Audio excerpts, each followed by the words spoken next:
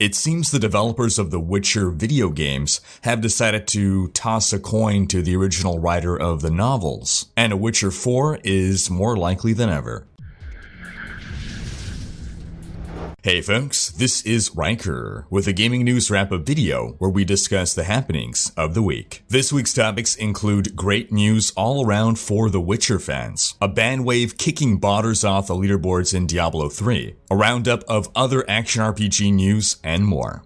As always, discussion timestamps can be found in the video description below, but right before you skip ahead, just a quick reminder to ring that sub notification bell to be alerted of new Saturday episodes and keep up to date with gaming news highlights. In our first story, I'll briefly touch upon something that I believe is one of the greatest strengths of PC gaming: modding. Recently, a new update has released for a Morrowind mod that has been 18 years in the making. The Tamriel Rebuilt mod has just added the Antheran region and 60 new quests to go with it. This is a mod that's been evolving over the years to expand the world of Morrowind. As always, you can find links for more information in the video description below. Alright, on to a big story of the week, The Witcher. The Witcher series released on Netflix. Now the series is based on the original novels, not on the video game adaptations.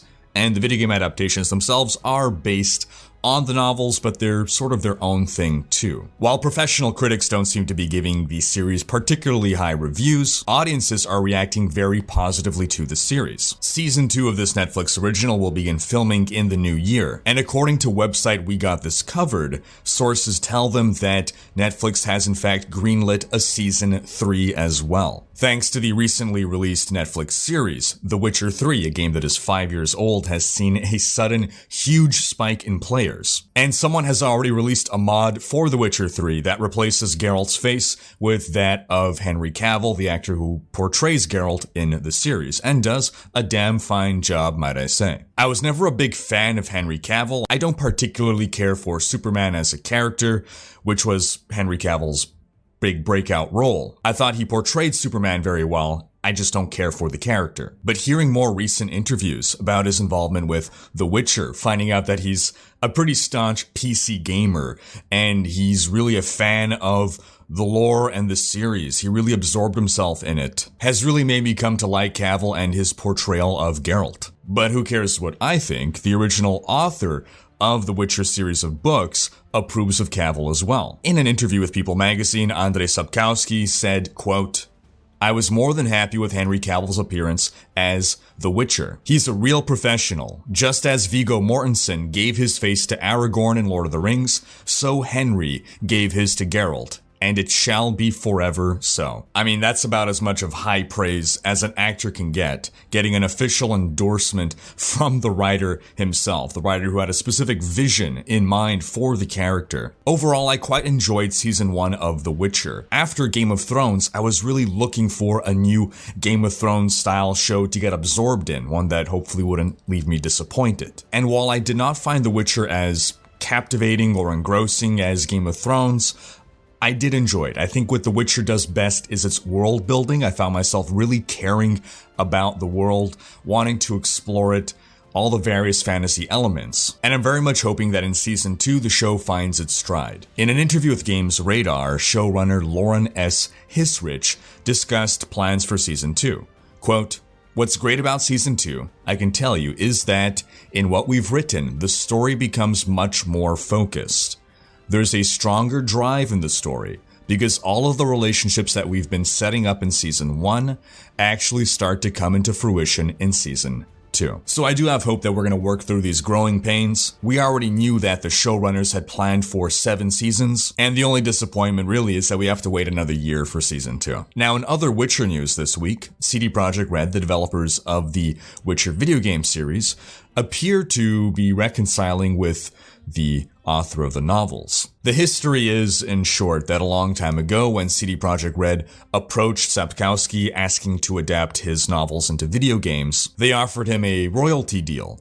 He declined the royalties and asked for upfront payment because he didn't expect the games to be successful. Fast forward 10 years, and Sapkowski realizes all the money that he missed out on and approached CD Projekt Red with legal action, demanding extra payment. Now, there was some grounds for him to do this under Polish law, but between that and negative comments he had made over the years about video games, it certainly seemed as though there was some resentment going on. Now, this little arc in the Sapkowski versus CD Projekt Red saga came to an end this year when CD Projekt Red paid him an undisclosed sum of money, but it appears now we are starting book 2 of their relationship, because it appears that a new contract has been established between the two entities, laying out a framework of future cooperation between the two. The agreement grants CD Projekt Red new rights, and it confirms that the company has the intellectual property rights to use the Witcher title for video games, graphic novels, board games, and merchandise. So while this is not an announcement that The Witcher 4 is being made,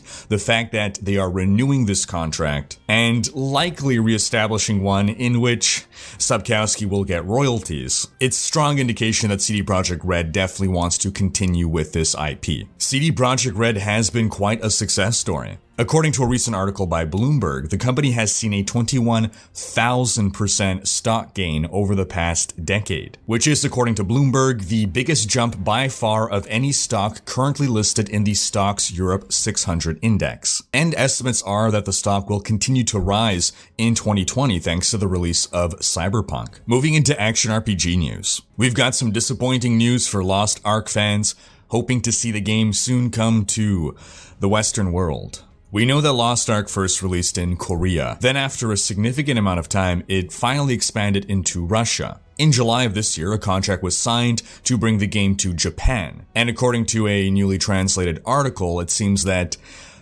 is unlikely to materialize anytime soon. The article seems to suggest that overseas expansion is slow because localization takes a lot of time. We're talking about translating all of the subtitles, all the text, and getting new voice actors as well. It apparently took about a year to localize the Russian version, and an industry official said that the time to localize from country to country can vary, so they can't even promise that it'll be ready in a year. And beyond that, there's no specific schedule announced for when the game might come to North America or Europe.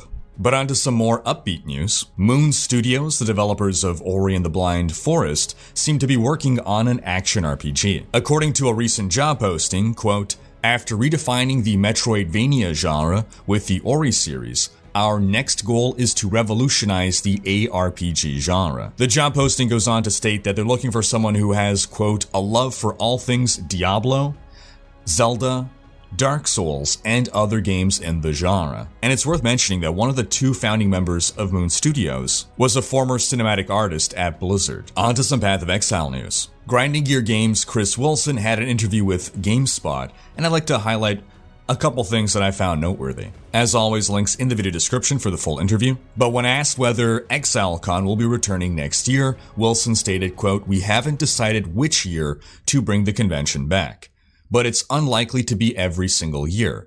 We're thinking about whether 2021 or 2022 makes more sense for another event, and this honestly depends on when we'll next have a big enough set of compelling announcements to make.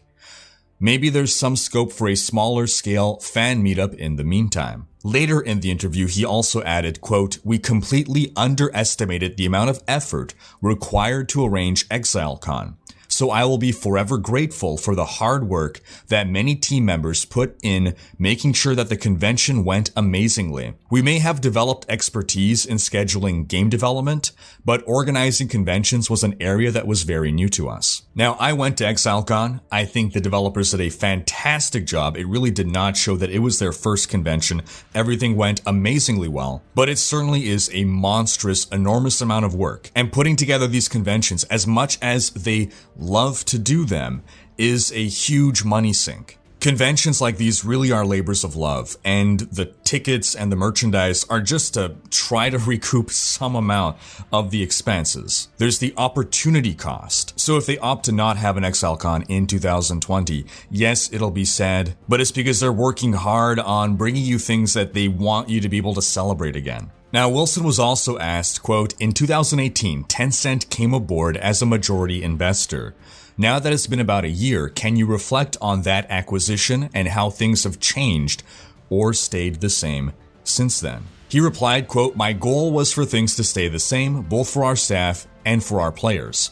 After a year and a half now, I feel that I can confidently say that we have achieved this. I do not believe that anything has changed, either internally or externally at the studio as a result of the acquisition, other than a little more CEO work on my plate." I remember that when the acquisition happened, there was a lot of concern about the big 10-cent boogeyman. Externally, I don't think it appears that anything has changed. GGG is still being GGG. The game isn't going pay to win, and hopefully they continue to have the autonomy to run things as they want. On to some quick Diablo 3 news. A new ban wave hit this week, this time targeting botters, it would appear. Some major names have been popping off the leaderboards as they've been banned and had their leaderboard clears wiped. It's generally demoralizing for the community when known botters or very blatant botters are competing very high on the leaderboards and nothing is being done about it. So it's always a win when you see these names stripped from the leaderboards. And if some of you have experienced a recent jump in your position on the leaderboards, that is without you having done a higher clear, that's because of this ban wave. And that's going to wrap up this week's video. But do be sure to have checked out last week's video in which we discussed some new Dungeons & Dragons games in the works. Thanks for watching. Special thanks to my Twitch, Patreon, and YouTube supporters for making these videos possible. If you like what you see on this channel and want to support the creation of more content, you can consider pledging on YouTube or Patreon and unlocking behind-the-scenes content, monthly virtual hangouts, and more.